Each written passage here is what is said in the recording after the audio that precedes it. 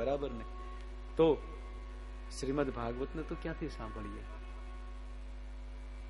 આપણને ખબર છે કે આ પદાર્થ આપણા જીવનમાં આટલું મહત્વ રાખે એટલે આપણે એને ગ્રહણ કરીએ છીએ. એનું કારણ એ છે કે આપણને એનું મહત્વ ખબર છે. તો આવો પદ્મ પુરાણ અંતર્ગત શ્રીમદ ભાગવતના મહાત્મ્યની આપણે શરૂઆત કરીએ. શરૂઆતમાં જ બધાથી પહેલા ભગવાન નારાયણની વંદના આપી. બધાથી પહેલો શ્લોક ભગવાન નારાયણનો કહ્યો, સચ્ચિદાનંદ રૂપાય વિશ્વોત્પત્યાદિ હેતવે તાપત્રય વિનાશાય શ્રી કૃષ્ણાય વયમ નમઃ. એટલે સરળતાથી ભગવાનનો પરિચય આપ્યો. હવે આમ તો પ્રભુને કોઈ પરિચયની જરૂર નથી હોતી. હા, ઈશ્વરને શું પરિચય આપવાનો? કદાચ હું તમને એમ કહું કે મીટ અવર લોર્ડ શ્રી કૃષ્ણ, તો જ તમને ખબર પડશે. એ તો સ્વયં એવા હોય કે ભાઈ એની ખબર આ ભગવાન છે. હા, એનો પરિચય આપવાનો ન હોય, પણ છતાં અહીંયા આપ્યો છે. શું કામ? બોલે આપણે પ્રેમથી એને માણી શકીએ, જીવી શકીએ, અથવા તો આપણો ઈશ્વર શું છે એ સમજી શકીએ. અને ભગવાનને જો સાચી રીતે ઓળખવા હોય ને તો કેવી રીતના જોવા જોઈએ ખબર? હા, આપણી દીકરી માટે જમાઈ જોવા જતા હોઈએ ને એવી રીતના ભગવાનના પરિચય મેળવવા જોઈએ. દીકરી માટે જમાઈ જોવા જાય તો કોણ કોણ જાય? 3 જણા જાય સામાન્ય. દીકરી પોતે, પછી માતા અને પિતા. બાકી બધા તો પછી જોવે. પેલા આ 3 જોવે લગ્ન માટે. હા, તો આજો આપણે પણ આજે ઠાકોરજીની સાથે લગ્ન કરવાના છે 7 દિવસ માટે. હા, પછી એને તમારે ટુ બી કન્ટિન્યુડ કરવા હોય તો એ તમારી મરજીની વાત છે. બાકી મારું કામ છે તમારા ઠાકોરજીની સાથે લગ્ન કરાવી આપવા. પછી એને તમારે જાળવી રાખવા કે પછી ઠાકોરજીથી છૂટા પડી જવું એ તમારા પોતાનો વિષય છે. પણ આપણે આજે ઠાકોરજીની સાથે લગ્ન કરવાના છે. 7 દિવસ માટે હું ને તમે ઠાકોરજીની સાથે જોડાય. લગ્ન એટલે શું? જોડાવું, એકબીજાનું થવું. એમ આજથી હું તમે ઠાકોરજીના થવાના 7 દિવસ માટે. 7 દિવસ માટે જોર એટલા માટે આપું છું કે મારું કામ 7 દિવસનું છે. આજીવન જોડાવવું એને કઈ ના નથી, પણ આજે જોડણીનું કામ છે. લગ્ન તમારે કેમ 4 કલાક ચાલે, એમ અમારે ઠાકોરજી સાથે લગ્ન કરાવતા 7 દિવસ થાય. અને 7 દિવસ અમે જો ઠાકોરજીની જોડે પ્રેમથી લગ્ન કરાવીએ તો ક્યારેય જીવનમાં તમારાથી એને ઠાકોરજીથી છૂટા પડવાનું આવે જ નહીં સાહેબ. તો આવો આપણે એવી રીતના જોઈએ કે આપણી દીકરી માટે આપણે જમાઈ જોવા જતા હોઈએ એવી રીતના આજે ઠાકોરજીનો પરિચય મેળવીએ. તો ભગવાન વેદવ્યાસજીએ ઠાકોરજીના પરિચયના શ્લોકમાં બધાથી પહેલા કહ્યું કે સચ્ચિદાનંદ રૂપાય, એટલે ભગવાનના સ્વરૂપનું વર્ણન કર્યું. જો આપણે જોવા જઈએ તો કોણ જોવે? બધાથી પહેલા દીકરી જોવે. ઈ પાસ કરે તો બધું આગળ ચાલે, બાકી નકર ત્યાંથી બધું. તો દીકરી શું જોવે? એટલે એક સુભાષિત એવું કહે કે કન્યા વરૈતે રૂપમ. આવું જ કે ને? હા, કન્યા વરૈતે રૂપમ. કન્યા છે એ સ્વરૂપને જોવે. એટલે વ્યાસજી મહારાજે પ્રથમ શ્લોકની અંદર, પ્રથમ ચરણની અંદર બધાથી પહેલા ઠાકોરજીના સ્વરૂપનું વર્ણન કર્યું. કેવા છે ઠાકોરજી? સચ્ચિદાનંદ રૂપાય. સચ્ચિદાનંદ રૂપાય. 3 સ્વરૂપ બતાવ્યા ભગવાનના: સત્ય, ચિત અને આનંદ. અને આ ત્રણેયને ભેગા કરો તો શું થાય? સચ્ચિદાનંદ. 3 સ્વરૂપના મારા ને તમારા પ્રભુ છે. 3 સ્વરૂપના મારા ને તમારા ઠાકોરજી છે. ઠાકોરજી સત્ય સ્વરૂપ છે. જ્યાં જ્યાં સત્ય છે ત્યાં ઈશ્વર છે, અને જ્યાં ઈશ્વર છે ત્યાં જ સત્ય છે. ઈશ્વર સિવાય સત્યની ક્યાંય કલ્પના થઈ શકતી નથી.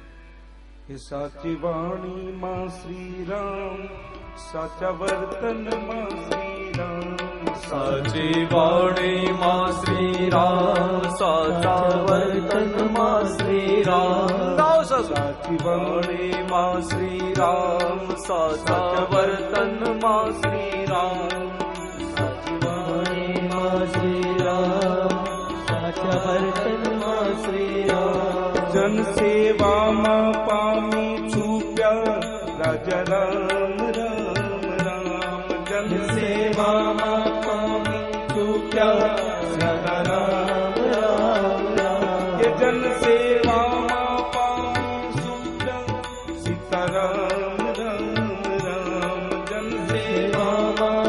में तो क्या राजा राम राम राम।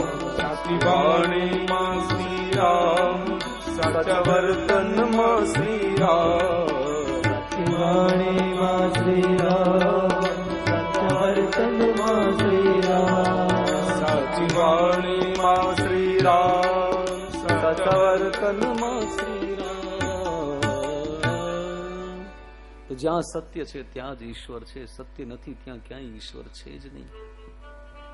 અથવા તો ભગવાનની કલ્પના સત્ય, જેટલી પણ વસ્તુ સત્યની નજીક છે અથવા સત્ય સ્વરૂપ છે એ જ ઈશ્વર છે. સત્ય વ્યાપક છે. આપણા પ્રભુ જેમ વ્યાપક છે એમ સત્ય વ્યાપક છે. સત્યનો કોઈ સીમાડો નથી. અને જે જે વસ્તુ વ્યાપક છે એ બધી જ ઈશ્વર છે. ભગવાન સૂર્ય વ્યાપક છે તો એને હું તમે શું કહીએ? ભગવાન કહીએ, નારાયણ કહીએ, સૂર્યનારાયણ. એમ જે વ્યાપક છે, સત્ય વ્યાપક છે એટલે જ ઈશ્વરનું સ્વરૂપ છે. રામાયણજી તો બહુ સરસ કહે કે હરિ વ્યાપક સર્વત્ર સમાના. પ્રભુ પણ વ્યાપક છે એમ સત્ય સ્વરૂપ છે ઈશ્વર. બીજું કહ્યું ચિત્ત સ્વરૂપ. એક સત્ય સ્વરૂપ છે, બીજું ચિત્ત સ્વરૂપ છે. ચિત્ત સ્વરૂપ એટલે બોલે એ ચિત્ત ચોર છે એટલે, અથવા તો જ્ઞાન બનીને દરેકના ચિત્તમાં બિરાજમાન છે એટલે, અથવા તો આપણા ચિત્તને ચોરી લે છે એટલે. જો આવી કથા હોય, આપણે કથામાં જઈએ, 7 દિવસ કથા આપણી ચાલે અને એક દિવસ એવો પણ આવે આપણને ખબર ન થાય ને કથા વિરામ પામી જાય, પછી બધા જ મહેમાનો, સાંભળનારા શ્રોતા, શાસ્ત્રીજો, બ્રાહ્મણો, સંગીત વાદ્ય મિત્રો બધા જ જતા રહે અને મંડપ ખાલી થઈ જાય. પછી આપણે એમાં એક ચેર નાખીને બેસીએ. આપણને ગમે? ના ગમે. આપણું ચિત્ત ચોટે નહીં. કેમ? બોલે આપણું ચિત્ત છે એ પ્રભુ કથાએ ચોરી લીધું છે. તો ચિત્ત ચોર છે એટલે કહ્યા ચિત્ત સ્વરૂપ. અને ત્રીજા આનંદ સ્વરૂપ. ભગવાનનું ત્રીજું સ્વરૂપ છે આનંદ સ્વરૂપ. તમે સત્ય ઉપર ચાલતા હો, એમાં તમારું ચિત્ત હોય અને એમાંથી તમને આનંદ મળે તો જ પરમાત્માનું પૂર્ણ સ્વરૂપ થાય. બાકી ક્યાંય ઈશ્વર દેખાતો જ નથી. આનંદ એ ભગવાનનું સ્વરૂપ છે. એટલે હું હંમેશા કહું છું કે હસતે રહો હસાતે રહો આપકા હી ઘર હૈ કભી આયા જાય, આતે જાતે રહો. હસવું બહુ જરૂરી છે. માણસો રોતા શું કામ હશે મને એ નથી સમજાતું. તમે જોજો, ક્યારેક તમને પોતાને રોવું આવી જાય ને ત્યારે કાચમાં જોજો, તમારો ચહેરો બહુ ખરાબ લાગશે. ટ્રાય કરજો ખીચામાં કાચ રાખવાનો, કારણ કે ક્યારે રોવાનું થાય એ તો કઈ ખબર નહીં આપણને. ખીચામાં કાચ રાખવાનો અને જયારે રોવાનું થાય એટલે કાઢીને જોઈ લેવું, એમાં શું છે? હા, પણ એ શકલ તમારી છે ને, રોતી શકલ સારી નહીં લાગે. हाँ, शक्ल तो कहीं होगी आपके शहर में, कभी कोई तस्वीर बनाया करो, आपका ही घर है कभी आया जाया करो. હસતો માણસ બહુ સારું લાગે. કેમ? તો કે ભગવાનનું સ્વરૂપ છે હસવું એટલે.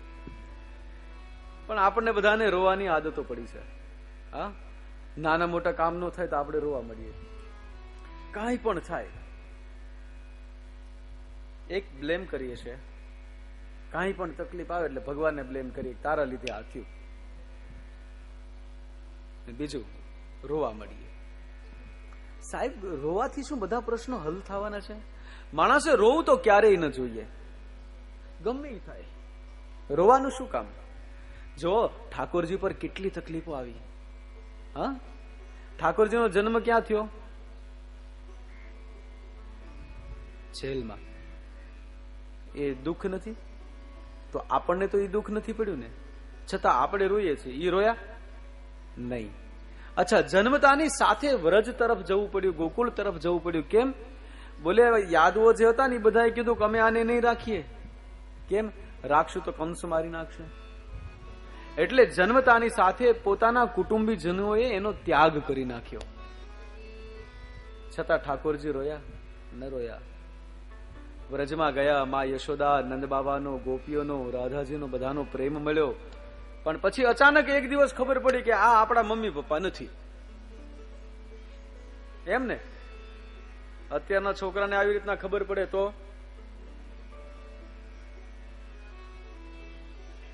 ચારેય ઉપર કેસ કરે સાહેબ.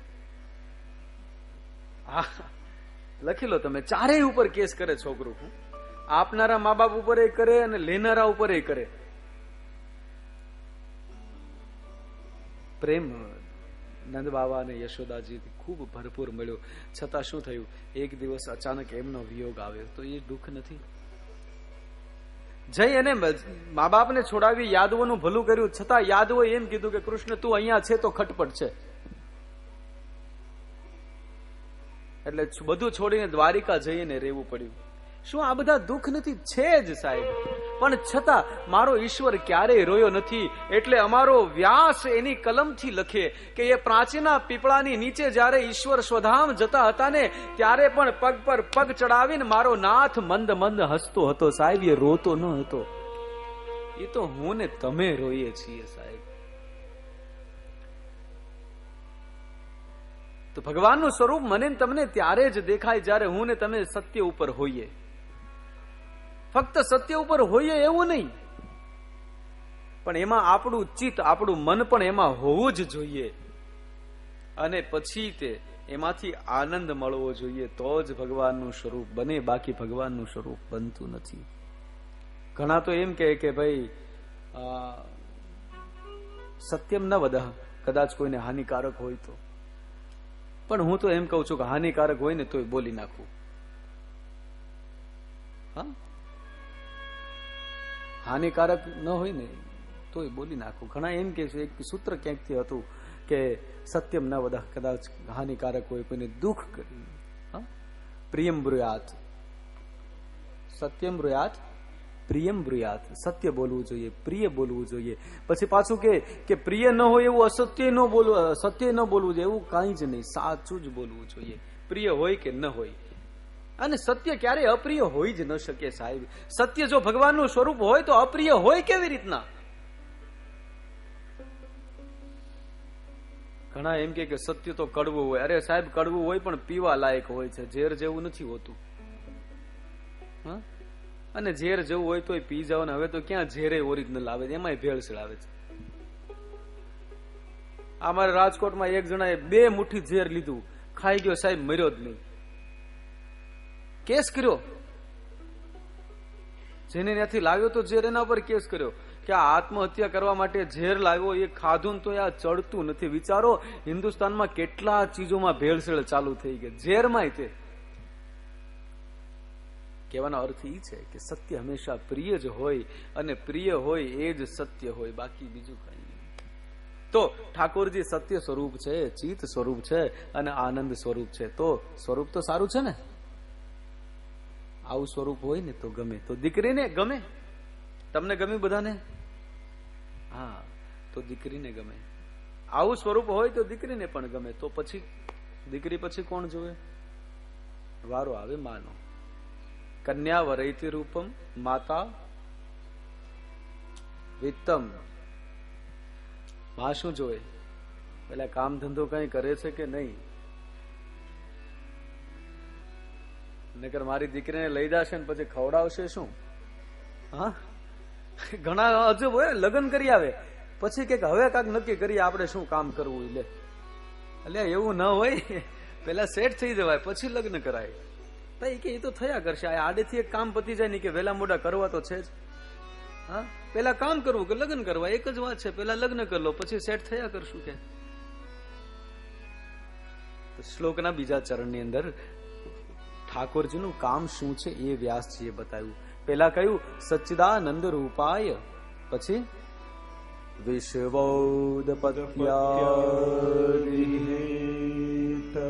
આ કામ છે. કયું કામ છે? વિશ્વોત્પત્યાદિ હેતુએ, વિશ્વની ઉત્પત્તિ ઇત્યાદિ કર્મ કરવું. એટલે શું? બોલે એક સ્વરૂપની અંદર વિશ્વની ઉત્પત્તિ કરે છે, એક સ્વરૂપની અંદર વિશ્વનું પાલન પોષણ કરે છે, અને એક સ્વરૂપની અંદર એ જ વિશ્વને પ્રલયની તરફ પણ લઈ જાય છે. ભગવાન પોતે જ ક્યારેક બ્રહ્મા બનીને આ વિશ્વની ઉત્પત્તિ કરે છે. પૃથ્વી તણો પિંડો કરી રજલાવતો ક્યાંથી હશે, જગચાક ફેરવનાર એ કુંભાર બેઠો ક્યાં હશે. ભગવાન પોતાની જાતે પોતાના હાથે આ વિશ્વને બનાવે છે. પછી અનેક અવતાર લઈ અને આપણા બધાનું પાલન પોષણ કરે છે. અને અંતે જયારે સમય આવે ત્યારે મહેશ બનીને એ જ પ્રલયને લઈ આવે છે. પ્રલય કાળને પણ એ જ નજીક બોલાવે છે. તો આ ત્રણ ભગવાનના કામ છે. પણ આ ત્રણ કામ જે ભગવાન કરે છે ને એની સામે એના ત્રણ ગુણ છે.